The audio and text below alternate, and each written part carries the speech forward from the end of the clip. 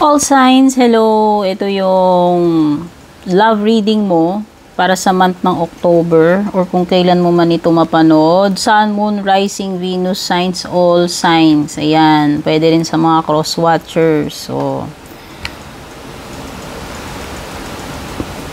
kung napapanood mo ito ngayong October 2024, meron tayong ongoing promo, 30% discount kung balak nyo mag-avail ng private personal reading services ko. Paano? Dumiretso kayo sa aking official FB page, mag-message privately or directly po kayo doon. Okay? Hindi po ako magsasagot sa mga comments. Kaya kung balak nyo mag-inquire, mag-book, kayo po yung mag-PM sa akin doon. Okay? And shout out at maraming salamat sa lahat ng nanonood, sumusuporta sa page ko, channel ko, yung mga kababayan natin sa Pinas at sa ibang bansa. At shout out and thank you na rin doon sa mga nag-avail ng aking membership sa YouTube channel ko at mga nag-avail ng subscription sa aking FB page. Yung mga names nyo naka-flex sa dulo ng ating reading yan. May mga kasunod pa tong details. So, panoorin nyo na lang po. Nandoon po yung mga names, yung mga details na kailangan nyong malaman. Unahin na natin. Aries, Sun, Moon, Rising, Venus, signs, cross watchers. Lagay ng love life mo ngayong kabuuan ng October.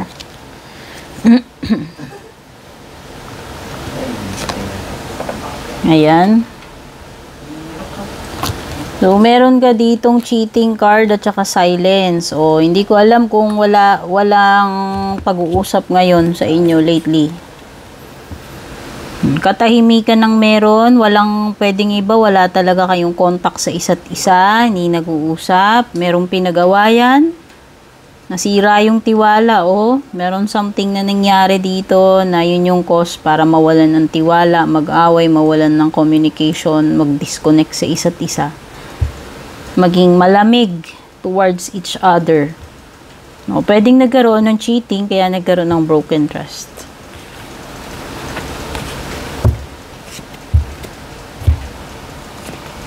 Leo, Sun, Moon, Rising, Venus signs.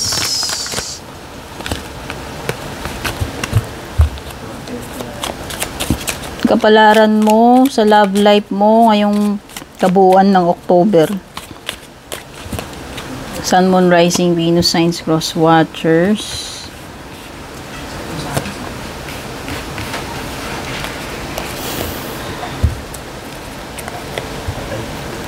So, mukhang dumaraan sa pagsubok or merong something na pinagdadaanan kayo dito sa relationship ninyo. Ayan meron pause or timing factor. Ayan. Nasa transition period kayo netong person mo. Meron something going on na kailangan ninyong pagdaanan as a couple. Kailangan ng time, kailangan ng period ng reflection, kailangan muna ng space sa isa't isa. Ayan, dumadaan sa stages or phases yung relationship ninyo. Meron, for sure, may mga pagbabago na nagaganap. And kailangan nyong maging mas patient, understanding, give each other time, space. Ayan.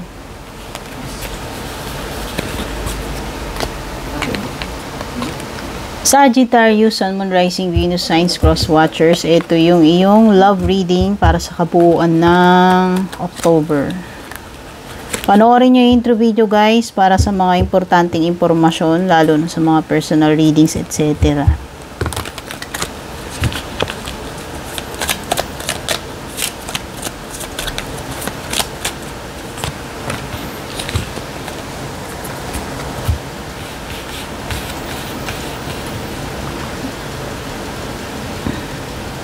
Wow! So, ang nakikita ko dito is the more na naging magkasama kayo, the more na mas lumalalim yung attraction, connection ninyo, yung bonding ninyo sa isa't isa, Sagittarius. Lalong mas nagiging malakas yung intimacy between you and this person. Sa connection yung dalawa nitong person na to. Ayan. mas lalo yung nakikilala yung isa't isa, mas lalong lumalalim yung bonding nyo, yung connection ninyo. Nagkakaroon kayo ng pagiging whole, as in parang the more na nagiging solid, yan, nagiging solid yung intimacy, yung mga nararamdaman nyo, yung bonding nyo nitong person, yung relationship ninyo. Ayan. Banding, baka naman may mga ano dito, date or mga plano kayo romantic. Ayan.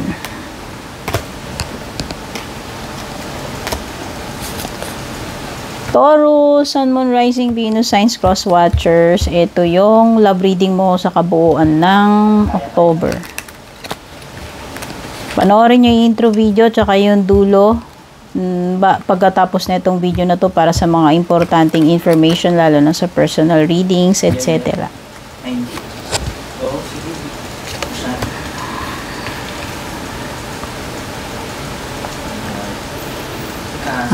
Okay. So, yung iba baka nasasaktan kayo.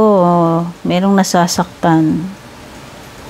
Merong someone who is in pain, suffering, hurting.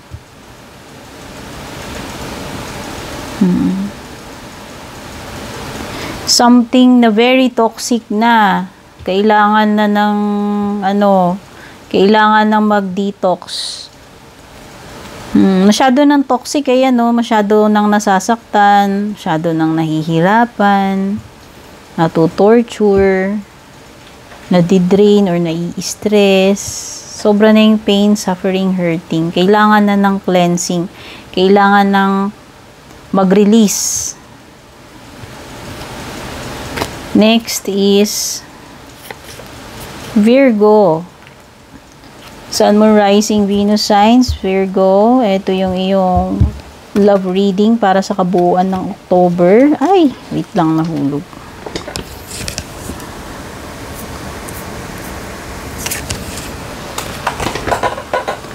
Panoorin nyo yung intro guys, yung umpisa ng video at saka after ng reading para sa mga importanteng info kung balak nyo magpa-personal reading, etc. Lahat ng details nandun sa umpisa or after netong reading bago mag-end yung video. So, panoorin nyo na lang. Teka lang at hindi na naayos yung mga baraha. My gosh.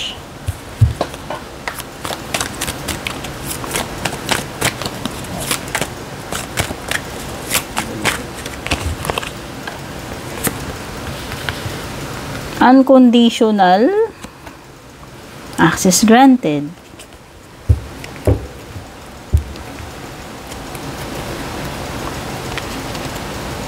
Okay. So, nakikita ko dito is someone or kayo parang masyado kayong vulnerable or ino-open nyo masyado yung sarili nyo dito sa connection na ito. At saka parang napaka-solid nung feeling, nung pagmamahal. Parang walang, parang pag sinabi nating unconditional, walang mga ifs and buts. No? So, ganun ka, ganun ka serious. Yung nararamdaman mo or nararamdaman niya sa'yo or nararamdaman niyo pareho sa isa't isa nitong person na to. Ayan. Masyado kayong tiwala sa isa't isa. Totoo yung nararamdaman. Andyan yung pagiging genuine. Sure. Ayan. Parang nafe-feel mo or nafe-feel niya. Sure na kayo sa isa't isa. Sure na yung feelings. Sure na kayo sa feelings nyo towards each other. So, kaya may unconditional. The fact na pinagkakatiwala ng maraming bagay sa isa't isa, ultimo yung mga FB, wala kayong tinatago Ganun ka-solid, ganun ka-totoo, ka-genuine yung samahan ninyo yung feelings nyo sa isa't isa yun, yung mga kagaya niyan, yung mga private na accounts nyo, etc., FB, kung ano-ano na-access nyo isa't isa pareho, binibigyan nyo ng parang access yung person mo and at the same time ganun ka rin sa kanya. Ayan. Capricorn, Sun, Moon, Rising, Venus signs or cross watchers. Ito yung love reading mo para sa kabuuan ng buwan ng October. Huwag mo kalimutan panoorin yung intro or yung bago matapos itong video na to, Capricorn, para sa mga importanteng details, lalo na kung interesado ka sa mga private personal reading services ko at sa iba pang details. Kumbaga lahat ng kailangan nyo malaman nasa umpisa or bago matapos tong video.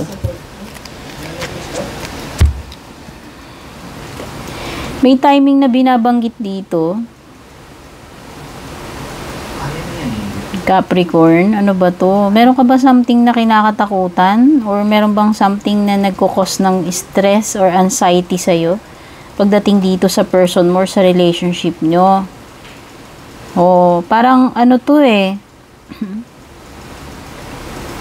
Parang merong timing na binabanggit dito. Ayan, in the future, pwedeng days hanggang ilang linggo, hanggang months aabutin.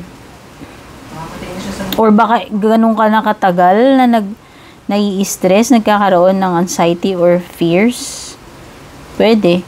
Kasi parang may projected na timing dito or period, no? So parang may sinasabi dito, pwedeng masyado ka nag-worry sa mga next na mangyayari, sa future ninyo. Or pwedeng ikaw ay nai-stress na, nagwo-worry ng matagal na panahon, ng ilang days na or ilang weeks or ilang months na. Ayan. Merong something na ano, na hindi ka at peace or kampante or scared of. Yan, towards this connection or this person. Gemini, Sun, Moon, Rising, Venus signs, cross watchers. Ito yung love reading mo para sa buwan na October. Kung kailan mo man tumapanood, huwag mong kalimutang panoorin yung umpisa ng video, yung intro or yung bago matapos tong video, Gemini. Nandun lahat yung mga detalye na importante, especially kung gusto mong mag-avail ng personal reading ko or para pa dun sa ibang details na kailangan yung malaman. Yan.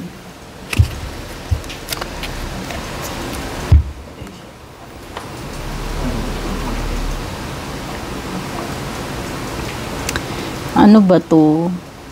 Merong nagkakatampuhan, nag-aaway, nagkakaselosan dahil sa past person. Hindi ko alam kung may mga history ba kayo na nag-issue kayo, nag-problema kayo sa isang past person na parang yun yung maaaring maging reason ng conflict or awayan nyo, selusan dito sa present jowa ninyo or asawa ninyo. May mga ganun-ganun. O, halimbawa, nagkaroon ka ng jowa nung college or basta past na pwedeng yun yung nagkukos ng mga eto ha. Hindi lang away-away, tampuan, selusan, pwedeng mga intriga o mga chismis. May mga something, may mga memories sa past na yun yung nagkukos na itong mga ganitong intriga, gulo-gulo, away-away, selusan, or chika. O, diba? Gemini. Libra. Sun, Moon, Rising, Venus signs or cross watchers. Ito yung love reading mo para sa kabuuan ng buwan ng October or kung kailan mo man matsempuan mapanood ito. Wala naman expiration lahat ng mga reading ko. Ayan, panoorin nyo yung intro, yung umpisahan netong video na to, yung nasa umpisa, kung balak nyo mag-avail ng personal readings or may mga importanteng detalye kayong gustong malaman. Nandun lahat or bago matapos to, meron ding mga details dyan. So, panoorin nyo rin bago matapos itong video na to. Lahat ng information details na kailangan nyo nandyan.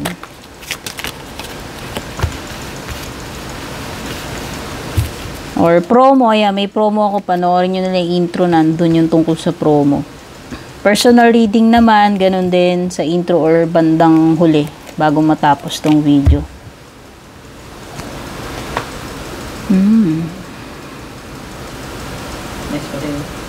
Okay, so yung iba sa inyo, hindi kayo feeling secured dito sa relationship ninyo, naghahanap kayo ng security. Oo. Naghahanap kayo ng ganun wherein yung feeling na hindi ka dapat mag-worry, matakot, no? Yung feeling mo safe ka dito sa person na to or sa relationship na to. Basta naghahanap kayo ng security, Libra. And maaaring hindi yon na ibibigay sa iyo nitong current person mo. Asawa mo man yan or jowa. Kakonek. Okay? O, pwedeng hindi kayo secured. O, pwedeng feeling nyo may threat sa samahan ninyo. Hindi kayo feeling at peace dito sa person mo. O, pwedeng nangangamba ka, nai-insecure ka. O, feeling hindi secured or feeling alone. Pwedeng kulang sa suporta yung jowa mo, yung asawa mo, or may pagka-cold ngayon. Hindi ko alam kung ano nangyayari sa inyo. Pero walang sense ng security, comfort. Sa mga times na ine-expect mo na dapat naiintindihan ka niya, nafe-feel ka niya, nandyan siya. Wala. Hindi yun yung nangyayari. So, you are feeling sad or broken dahil ganun. Di ba dapat secured tayo, safe tayo dun sa mga taong mahal natin. Pero in your case, iba eh. Hindi ganun. Kaya ikaw ay sad or broken, Libra. Aquarius, Sun, Moon, Rising, Venus signs, cross watchers. Ito yung love reading mo para sa pabuuan ng buwan ng October or kung kailan mo man ito mapanood. Timeless reading din naman ito, Aquarius. Para sa mga detalye tungkol sa mga personal readings at iba pa, panoorin nyo yung intro nitong video sa umpisa or bago matapos itong video na to. Pagkatas ng pagbabasa natin, may additional mga info pa dyan.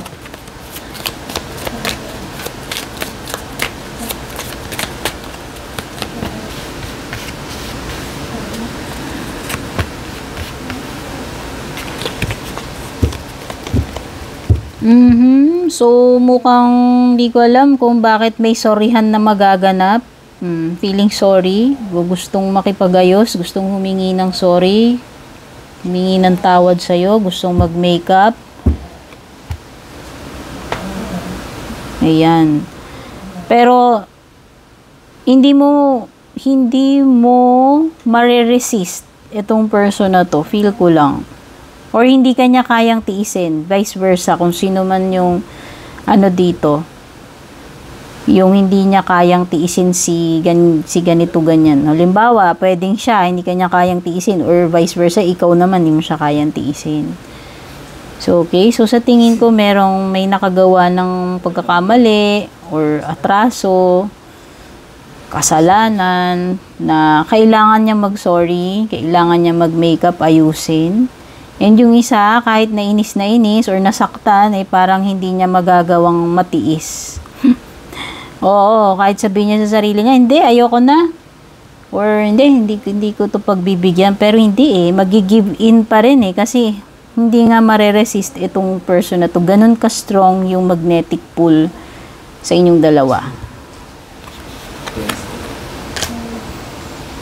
Cancer, Sun, Moon, Rising, Venus signs, cross watchers.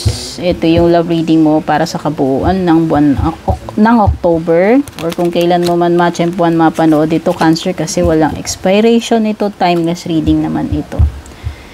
Panoorin nyo na lang yung intro video or bago matapos itong video na to, kabuuan ng video para sa mga additional info regarding personal readings at saka promo. Yan, lahat ng detalyeng kailangan nyo nasa umpisahan at nasa dulo ng reading natin. Cancer, Sun, Moon, Rising, Venus signs, no? Cross watchers.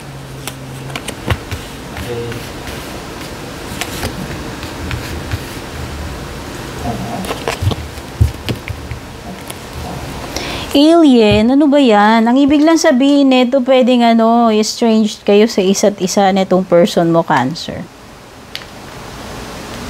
Parang ngayon,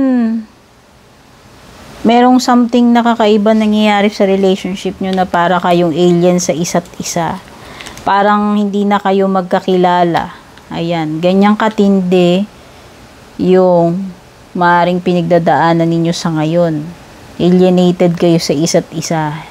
Hindi na kayo komportable or parang marami ka nang hindi nalalaman or siya na hindi nalalaman sa'yo dito sa relationship ninyo, sa connection ninyo. Parang strangers na kayo sa isa't isa. Ganon yung nangyayari kapag may mga issues sa relationship na tumatagal na hindi naaayos and pinapabayaan lang. Eventually, parang magiging estranged na kayo sa isa't isa. Yun na nga, yung pagiging alienated sa isa't isa.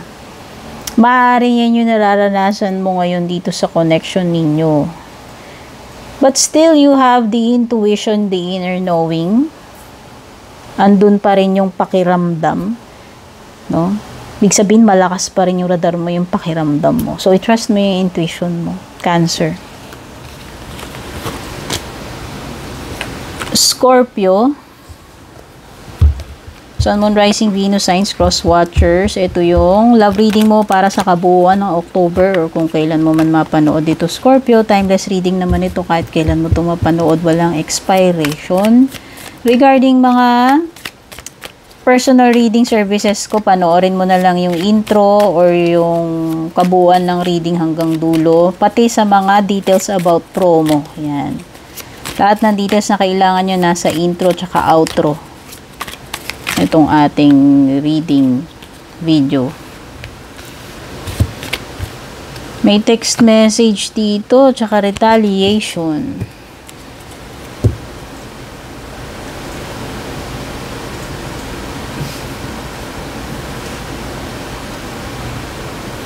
Okay. Oh, baka merong mga nagte-text dito. Ano ba to? Ex na to? O ako kahit hindi pa kayo hiwalay, parang merong some kind of pagtitiis. Hindi nagre-reply. Hindi nagme-message. Parang gano'n. Para lang parusahan. Yung isa nagtitiisan. O yung isa, kung sino man sa inyo yung gumagawa nito. Scorpio. Gusto nung isa na mag-suffer. Gusto niyang parusahan, torturein. At ang technique na ginagamit niya is hindi nagre-reply. Nire-reject yung mga calls. Binablock. Hindi nagre-reply. Ayan. Silent treatment. Baka may isa may atraso dito, kaya ganun yung approach nung isa sa inyo. Parang nagigigante or pinaparusahan niya yung isa sa ganung paraan. Like, pagtitiis, pagiging silent, pagre-reject, pagbablock. No? Yan. Ayaw makipag-usap, pinagtataguan or iniiwasan, nire-reject lahat. Ayan. Pisces. Yan, dulo na pala tayo. Last, no? Pisces. Sun, Moon, Rising, Venus, Signs, or Cross Watchers, Pisces. Ito yung love reading mo sa kabuuan ng month ng October or kung kailan mo man matsyempoan na mapanood itong reading na to. Ito ay timeless reading naman. Wala tong expiration. Ngayon, kung interesado ka, mag-avail ng mga private readings ko, panoorin mo na lang yung intro or yung video hanggang dulo. May mga ongoing promo din tayo. So, lahat ng details na kailangan nyo, Pisces, nasa intro tsaka sa dulo ng video. So, panoorin nyo na lang.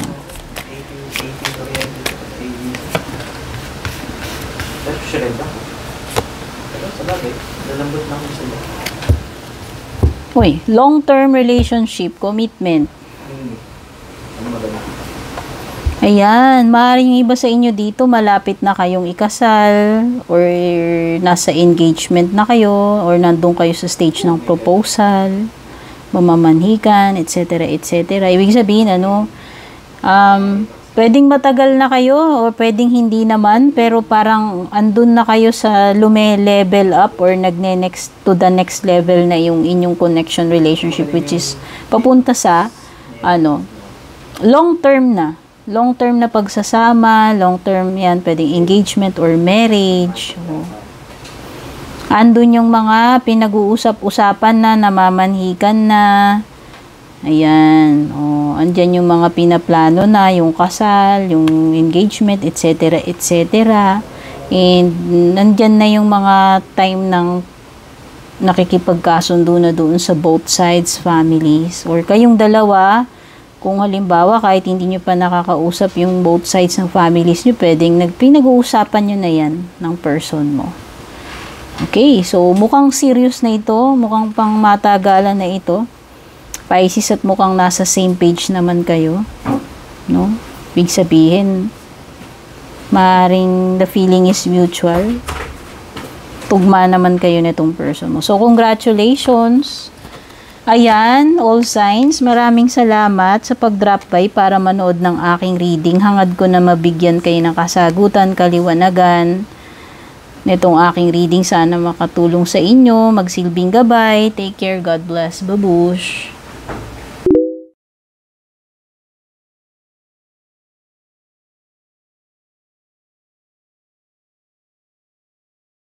And kung balak nyo pong mag-book or mag-inquire ng personal readings ko, basahin nyo lamang po itong nakasulat sa screen or yung nakalagay sa description. Shoutout at thank you sa ating mga YouTube channel members, Juliet Saito, Vel, Mildred, Julian, Alejandra, Maya 2.6, Michael, Rosel, Belen, Melinda, Jane, Devi, Joy, Gwen, De Luna. Shoutout and thank you rin sa ating mga FB page subscribers, Alicia, Aida, Jovel, May, Ann, Jennifer, Jane, Aida, Aluwap, Emilu, Melinda, Grizel, at ang pinakabago si Shay Santos.